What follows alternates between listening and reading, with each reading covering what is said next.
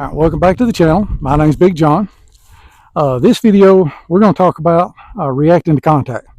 And this would be the same in theory, whether it was handgun, shotgun, carbine, but we're going to do carbine today. Now, this is kind of my oh crap, middle of the night, get up. So I've got a Minuteman bag, gentleman, Sewjourn, is it Sewjourn Tactical? I'll look it up and I'll put it in the description. But Pastor Joe Fox recommended it. I like it. This is in the floor by my bed, and this is beside the bed. Now the weapon's clear. I don't have a round in the chamber, no mag, because again this will be dry fire. But in this, I've got 3 spare mags. I've got an IFAC. Imagine that. I've got a small cleaning kit, a little bit of lube, some protein bars, and I got some Gatorade or a water bottle. And the idea is, if I had to leave, especially if I had to leave the house, I've got some extra ammunition. I've got an IFAC in case I get hit or somebody I love gets hit. I got nutrition and sustenance. Now, then I can build on this. If it would be more of a clearance patrol, that sort of thing, I can run a chest rig over the top. My chest rig will hold 6 mags. So I could have 3 mags in my chest rig, 3 mags here, 1 mag in my weapon, 7 mags, a combat loadout, or I could run, if I really was worried about it, which I don't want to think about it really, but it's possible, I could run 6 mags up here, 3 mags for 10 mags total. But be that as it may, so what we're going to talk about is basically react to contact. And again, we're going to do it from the concept of outside, and we're going to do it in the concept of the carbine. And we're going to remember RTR. And no, that does not mean roll, tide, roll. That means react, take cover, return appropriate fire.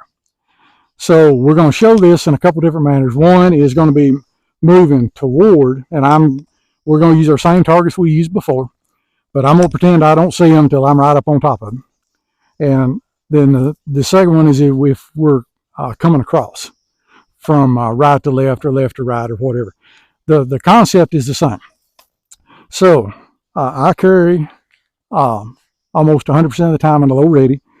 I try to rig my sling where my buttstock is even with my clavicle or my collarbone. And that way, when I come up, my buttstock is in the right place. I'm not having to hunt it. It rolls up, it's there, I find the red dot, and here we go.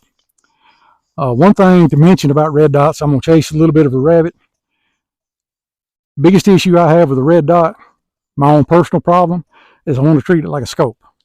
The idea is I'm shooting both eyes open. I come up, I'm actually target focused. That red dot appears in my line of sight. I'm not actually hunting it. You can take a piece of tape, put over the end of it, does the same thing, a lens cap.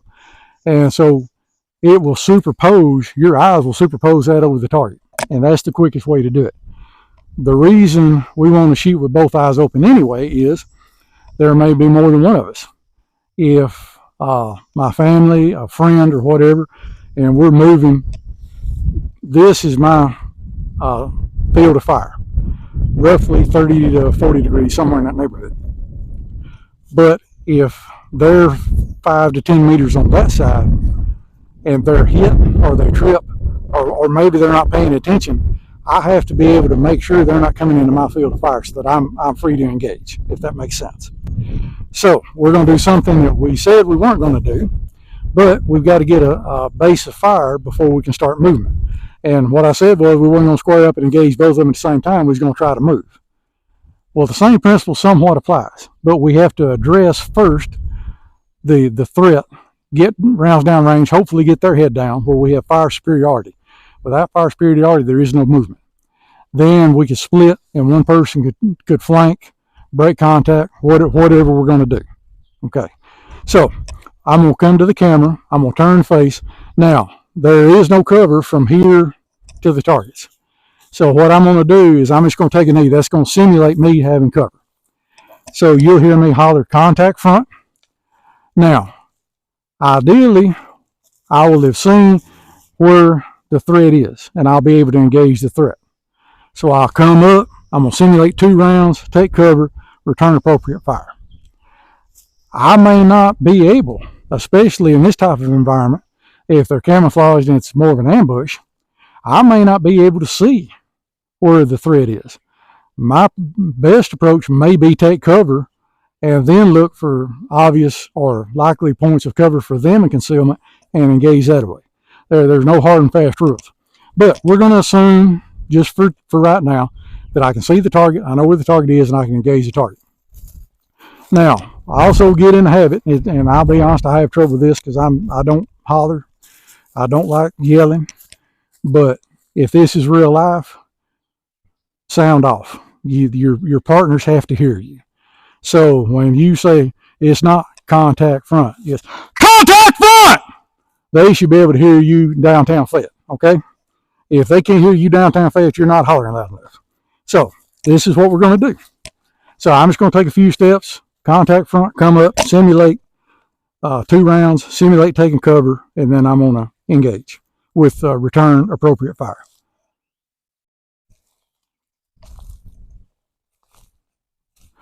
Contact front!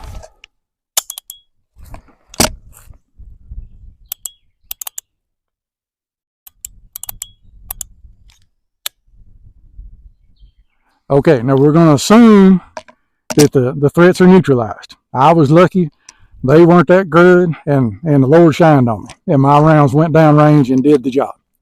Now, what I'm going to do, and we're going to do this again, whether we do it with a handgun or carbine, we're going to do a scan. So what I'm doing is I'm bringing my rifle out of my line of sight, safety's on, and I'm scanning. I'm looking for other threats, routes of escape, or better cover. And then, is there anybody there that can help me? So so what I'm going to do a scan here. Then I'm going to come up, and I'm going to do another scan, and I'm going to do a 360. And again, I'm looking for routes of escape, other threats, better cover that I can move to, and is there somebody in a more urban civilian environment, law enforcement, that sort of thing, that can help me. And that's how you'd address a contact front. So you're sounding off, you're engaging, a couple rounds, doesn't have to be precise. You're just wanting to get your head down. Take cover, return appropriate fire. Rapid fire is roughly 1 round every 2 seconds. It says pow, pow. Honestly, when you get excited, it goes faster than that. Then your sustained fire is 1 round every 6 seconds. And so it's pow, pow. Now, the other thing you're looking at is if there's 2 of you, you can stagger.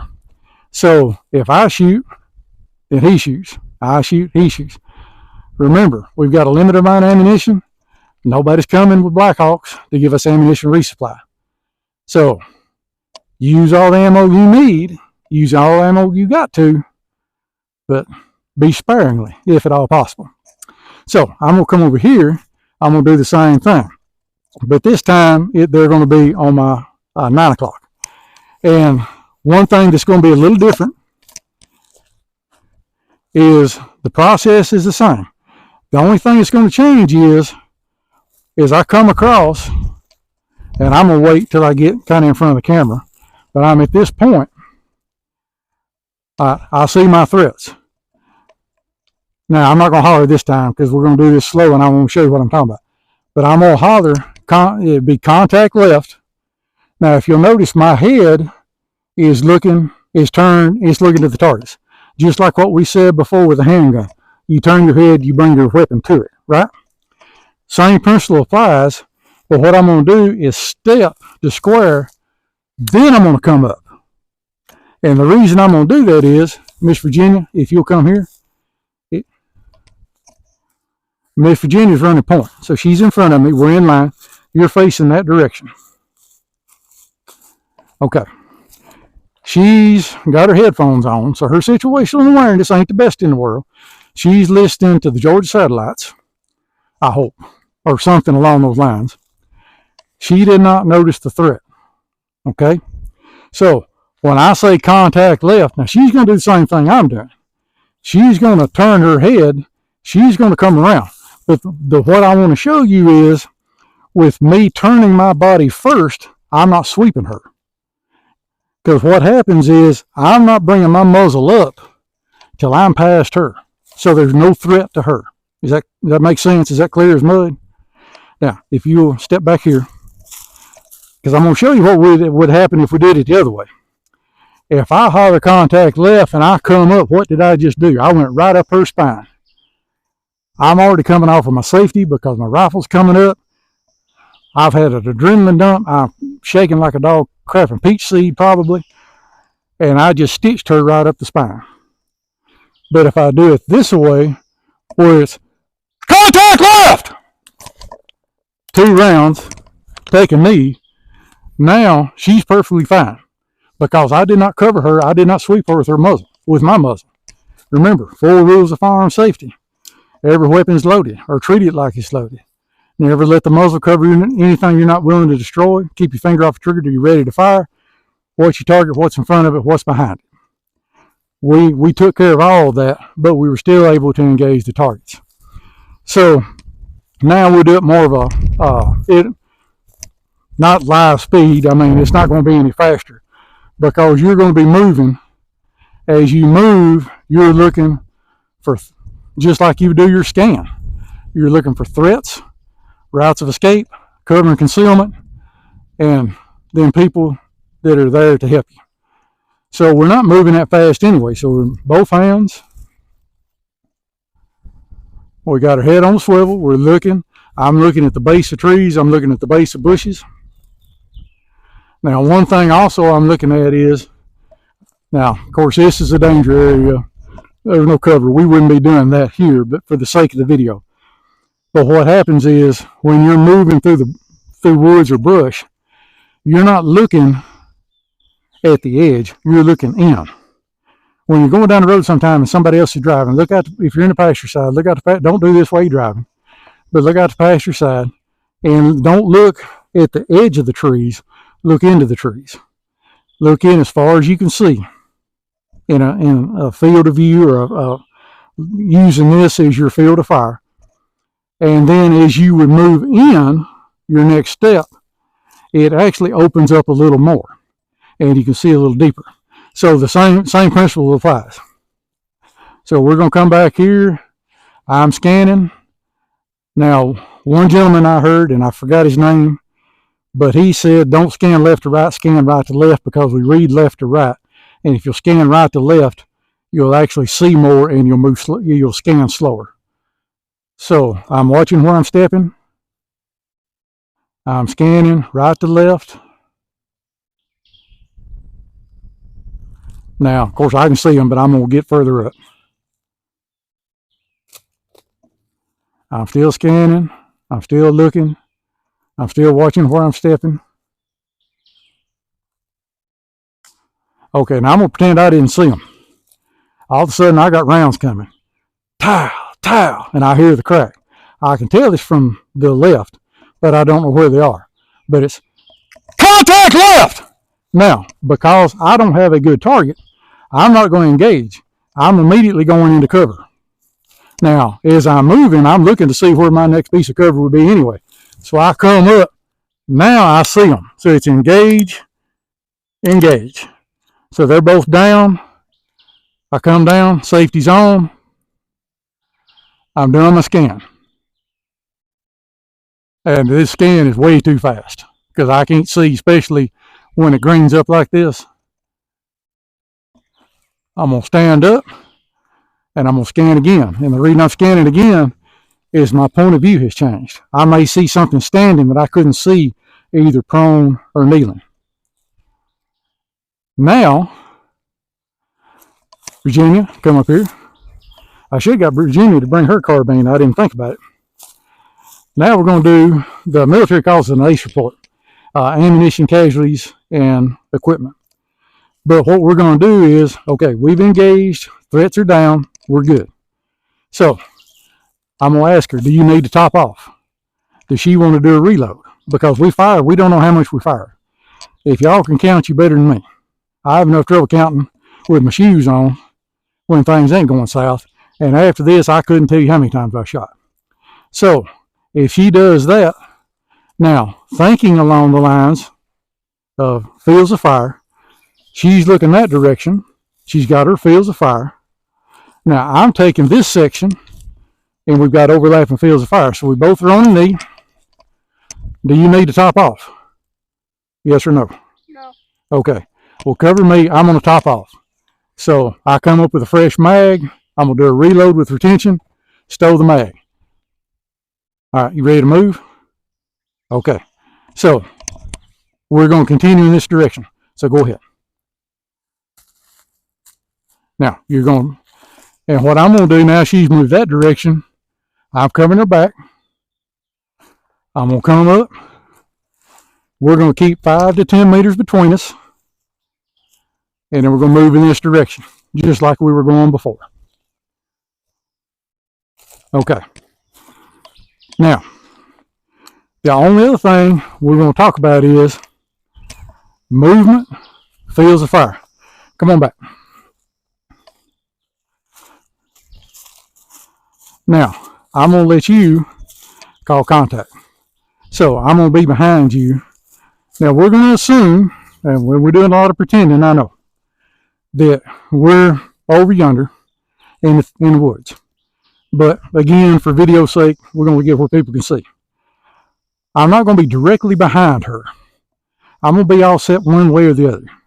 Because I'm right-handed and I shoot to the left, I'm going to be on this side a little more. But it's going to be almost on line. But I want you to watch what I'm going to have to do when she calls contact front.